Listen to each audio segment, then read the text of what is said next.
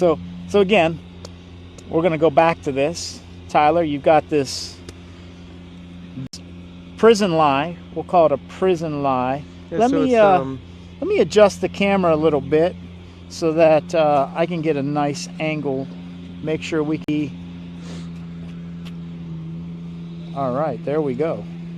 And then with a shot like this, I'm not trying to get it close. That's not the point of this. The point is to get it on the green and 2-putt and get out of here with your bogey.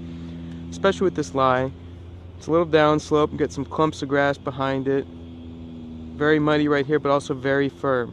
So this is the type of lie that I'm going to play as a bunker shot. I'm just trying to hit it nice and high, come up soft, land on the green, roll it a little bit past the pin, but I'm trying to land it pin high so I alleviate going short. If it were to land just a touch short of the pin high, it's going to hit the downslope and bounce on the green for me.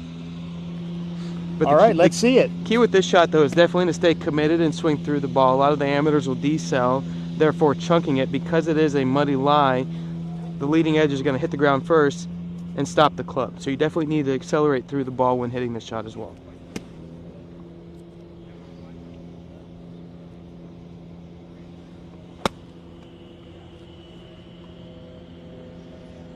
Wow, that's a good shot right on the center of the green. So just took a little divot there, hitting down through the ball, making sure to get the elevation, but playing it just as I would a bunker shot. So it's a very simple shot if you play it that way, but if you try and hit ball first, you're going to skull it, chunk it. As you can see, I'll show you with how soft this ground is, you can chunk it very easily without the proper acceleration through the ball. Yeah, I've hit that shot. I think I'm a master of that shot. That one in the bunker that you just... And then there is quite a bit of sand in this bunker, so with you hitting a shot like that, it's probably going to plug too, most likely, leaving you even a more difficult shot after that. So since this is pros and Joes, let's go through a little bit about technique, because let's not assume that everybody knows how to hit a bunker shot. So with this shot, for instance, you know, how's your weight, ball position? This one I'm using a 60 degree. Okay. So I'm playing it as though it's somewhat of a closer greenside bunker shot, but with a lot of acceleration through the ball. I'm going to set up left to my target a little bit, open up my hips and my stance. I'm going to open up the club face to be aimed at the target. And I'm going to take it outside and accelerate inside. So I've got a path cutting across the ball as such. I'm trying to enter roughly 1 to 2 inches behind the ball and take about a dollar bill size divot is kind of the concept behind it. So keeping it really simple, just setting up left, opening up the face, taking the club face out, and accelerating left through the ball, which gives it the height.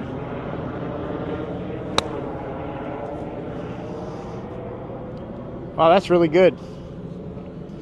Those are both putts that you're going to make. Those are inside of your short putt comfort circle. And even with it, I mean, I'm happy anywhere on the green from this lie for sure. This is a lie that even a pro golfer will take 3 shots from here and be very happy with.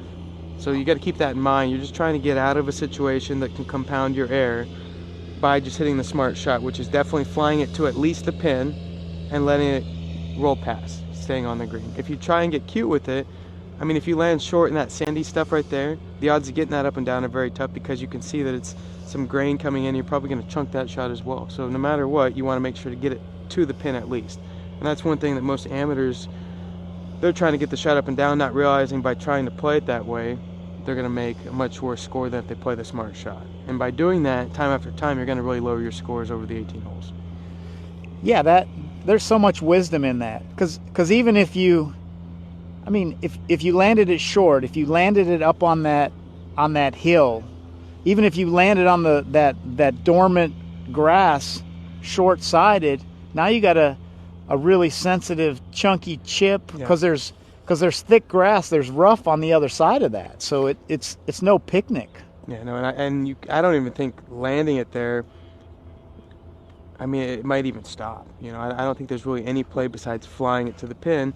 And by doing that, off these lies, as you can see when it sits down, well, that one didn't, but any other lie that's sitting down, you can't get on that ball and stop this by landing it on that green. It's impossible. Yeah, you can't get enough spin. 'Cause if you hit the shot that lands on the green, and that's as good as I could have hit that, and it's still going... So it's right at the back of the green. But that was hit very, very well. No, that obviously terms of you're the an accomplished contact. player, right? If I tried that, I could skull it into the tee box You're on getting the other real side. close to that ball, that it's really close to the leading edge that it could thin it, and with that brings in the lip of the bunker right here, and also long, more so than if you play the bunker shot. I would never try and actually play that shot I just hit right there, because that was as good as I could have hit it, and it barely stayed on the green at that point. Should I try one? Yeah, let's see it. Let's try one. I don't know. This is risky.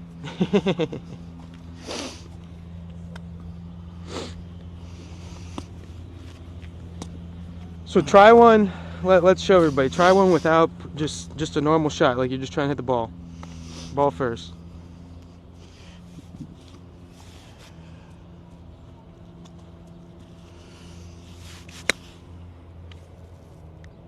See, that was a really good shot. The contact was solid. But it's still on the went long back of the green. fringe. Yeah, and you hit that about as No, I hit you that could from that line. I That hit was a that very I good hit that shot. crispy. I hit that crispy. Oh, see, But see, now it's sitting down. In now that. now that's a really Now really this is a good good one lie. to play that bunker shot. Now, all right. So open it up. Couple The inches key is behind. just to accelerate through. Always commit to the shot, because if you decel with that leading edge, with how this ground is, the impact, it's definitely going to chunk it. Yeah, I chunked that one. I think I hit the ball. That one was definitely a little close to the ball there. Little flying too close to the sun. So to get so then my buddy Ken Chase, he always tells me to observe, critique, and adjust.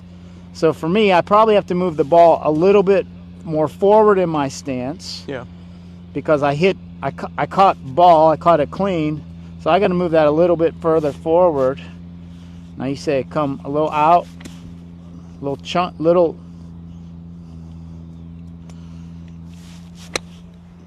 There we go. And see Hey, the that had a lot of spin? spin. Yeah, I mean, that thing bounced left and spun. It stopped. So Wow. it creates a lot more spin out of that lie, because if you're hitting a shot with the square face out of this lie, you're not going to create that spin. And that's the nice thing about this shot, is by creating that spin, you have more margin of error to work with, because the ball's going to stop much quicker. So probably if I'm going to err, I'd want to err a little bit more forward in my stance than back, because if I get it too far back, I'm catching the ball and then hit that scully one that I hit. Correct. I was trying to hit the mower guy that gave us a hard time earlier. Yeah, you definitely don't want it too far back with this type of a shot. All right. Wow. Well, thanks, Tyler. That is a great shot that I'm going to use. I might even have to use it today in my men's game for us, us Joes. Any other? Oh, I got one. I got a question. Like, what if I was that guy and I tried to get cute and I just left myself with that short-sided? That actually rolled back pretty good. What would you say? Is there a stock shot for that? Like if you're close against the lip, you got any shots for that?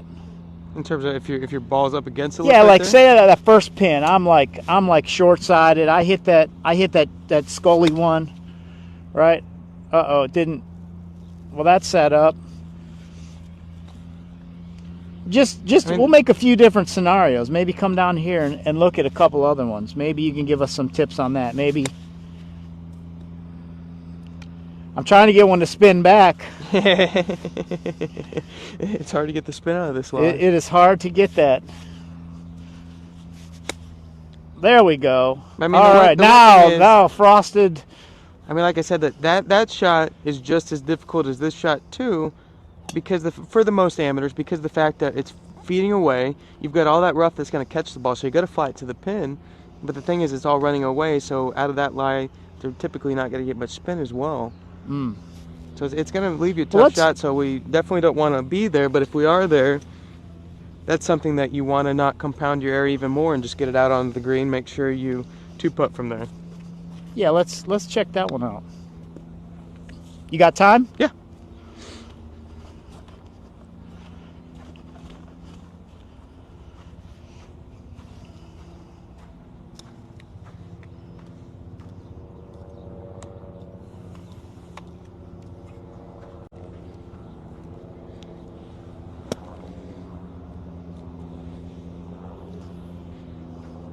So I noticed something about this. This sand is really, really Compact wet. and wet. It's compact Well, and this wet. is super firm right here.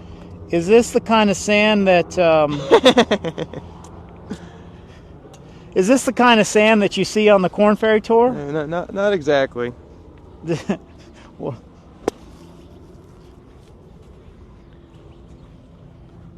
oh, let's see. All right.